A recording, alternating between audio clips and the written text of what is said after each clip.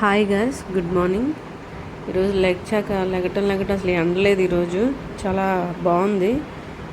దాని తర్వాత ఇంకా పిల్లలకి లంచ్ బాక్స్ రెడీ చేశాను. వంట చేసి టమాటా పప్పు చేశాను. ఈరోజు లేట్గా లెగడం వల్ల ఇంకా మళ్ళీ ఇది ఒక్కటే త్వరగా వద్దని చెప్పేసి టమాటా పప్పు చేశాను. ఇంకా దాని తర్వాత వాళ్ళకి బాక్స్ రెడీ చేస్తాను. బాక్స్ రెడీ చేసాక అందులో కొంచెం పప్పు, పచ్చడి, నెయ్యి.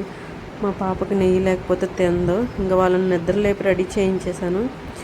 ఇంకా వాళ్ళు ఈరోజు టిఫిన్ ఏమొద్దు, పప్పు అంటే ఇష్టం ఇద్దరికి, ఆ పప్పే తింటామన్నారు.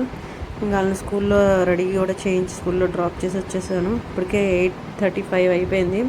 నేను 10:30కి ఆఫీస్కి వెళ్ళాలి. ఇంక ఈలోపు ఇల్లంతా క్లీన్ చేసుకొని ఫాస్ట్గా బెడ్షీట్స్ అవన్నీ చేంజ్ చేసుకొని మొత్తం హౌస్ అంతా క్లీన్ చేసుకున్నాను. నేను ఒక 10:30కి అలా ఆఫీస్కి వెళ్ళాలి. ఈవినింగ్ 6:30కి అయిపోద్ది.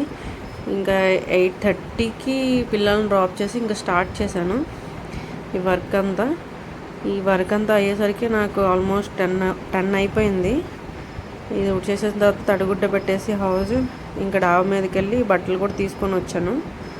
నాకు ఆల్మోస్ట్ ఒక 1 వీక్ బట్టలు ఉన్నాయి.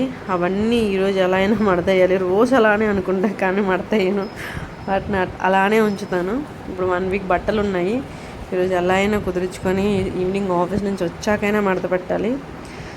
ఇంకా టైం అయిపోయింది. ఆ బట్టలు చూస్తే జ్వరం వచ్చేస్తుంది నాకు. ఇంకా తొందరగా ఫ్రెష్ అప్ అయిపోయి ఇంకా స్టార్ట్ అవ్వాలి.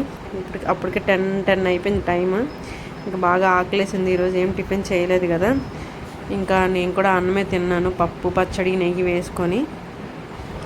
అలానే తింటూ కొంచెంసేపు అనామిక స్టోరీస్ విన్నాను. మా పాప అలవాటు చేసింది అవి నాకు, కానీ స్టోరీస్ చాలా బాగుండే అనామిక స్టోరీస్. ఇంకా అలానే అన్నం తిన్నాను, కానీ పప్పు చాలా బాగా కుదిరింది. అంటే హడావిడిగా చేసిన రోజు బాగా కుదిరింది. ఇంకా దాని తర్వాత ఇంకా రెడీ అయ్యి ఇంకా నేను ఆఫీస్కి వెళ్ళే దారిలో కోకోనట్ వాటర్ తీసుకున్నాను. అవి తీసుకొని ఇంకా ఆఫీస్కి స్టార్ట్ అయిపోయాను.